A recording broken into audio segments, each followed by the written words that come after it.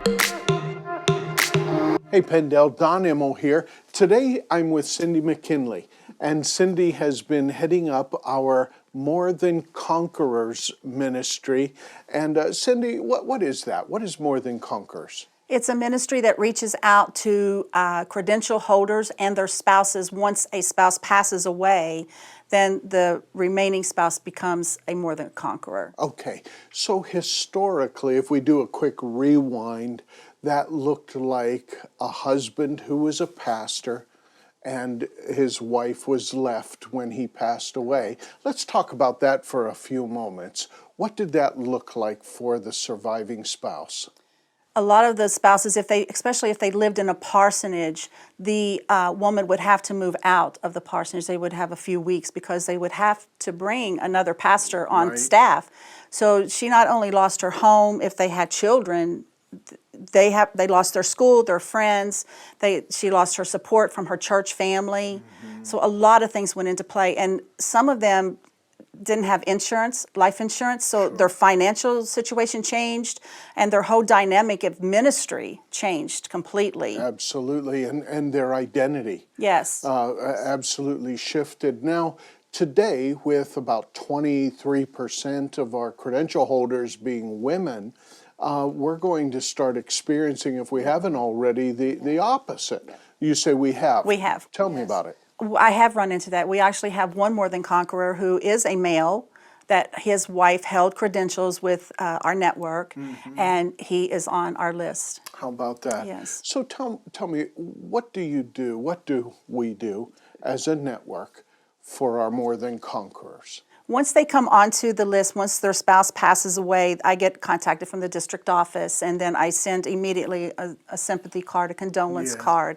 And then we, as the district, sends a birthday card and a Christmas card, and in each one they get $25. And for Christmas and birthday, and they also get a book of stamps for their birthday. So it's just a little something to let them know. Yes. We're still thinking about Absolutely. you. You're still part of our family. Absolutely. How many More Than Conquerors are we ministering to? What does that demographic look like? We have 114 right now on our list. Okay. That's quite a number of people. It is. It is.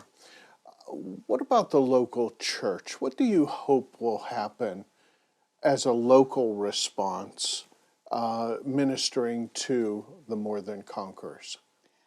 I would like to see the local church, especially within each section that we have, to see them reaching out to those within their section. And there's so many ways that they could help support and encourage and lift up that individual. And they can do in prayer, obviously. Sure, prayer. So the fall, the spring, the summer, winter, all these things come with different things in their homes that need to be done. You know, the spring is spring cleaning, shoveling snow in the winter, cleaning gutters in the fall, whatever. Their youth groups could get involved in that. And just every aspect of a church could do something to touch the life of a more than conqueror. Well, I think of the scripture, I think it's in Galatians, where Paul says, as we therefore have opportunity, let us do good unto all men, especially to those who belong to the household of faith. And I think that we should give special consideration to those who have led well, and now they're just in a different season. Yes. What would you like to see happen moving forward with ministry to More Than Conquerors? I'd like to see more of the churches reaching out within their section and helping the More Than Conquerors. I would also like to see the boards maybe being trained on how to deal with grief when it deals with their pastor or the spouse of a pastor passing away, and how they could help lead their congregation through the grief process, along with, at the same time, looking for a new pastor to fill that position. Well, that's an intricate little conversation to have, and we've seen from time to time the untimely death. I don't know if there's such a thing as a timely death, but there's certainly some times where one of our ministers passes away suddenly or without expectation, and we're left with a lot of needs. Yes. Yes.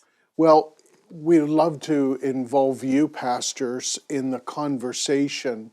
There are lists available by section Absolutely, yes. of those who are more than conquerors in your area.